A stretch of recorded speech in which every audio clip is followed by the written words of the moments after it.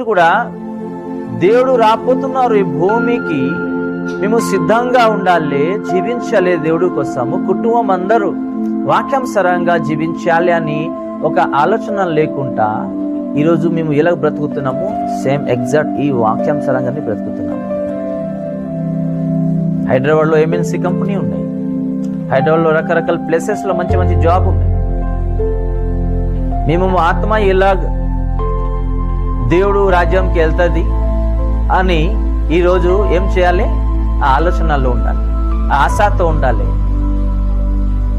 దేవుడు ఎదురుతో ఉండాలి. అది కాదు ఇక్కడ నుంచి ఏం సాయం వస్తుంది, ఇక్కడ నుంచి ఏ డబ్బులు వస్తుంది, ఇక్కడ నుంచి ఏం ప్రమోషన్ వస్తుంది, ఇక్కడ నుంచి ఏ బిజినెస్ పెట్టుకుంటే మనకి మంచి లాభం వస్తుంది అని ఈరోజు మన మైండ్ సెట్ అలాగే ఉన్నాయి. దేవుడు లేకపోతే ఏం లేదు. ఎగ్జాంపుల్, ఒక పట్టణంకి వెళ్ళిపోయాం మేము. ఆ పట్టణంలో ఒక సంవత్సరం కష్టపడినాము, 1 కోటి రూపాయలు సంపాదించుకున్నాము. అదే టైంలో దేవుడు వస్తే ఏం చేద్దాం?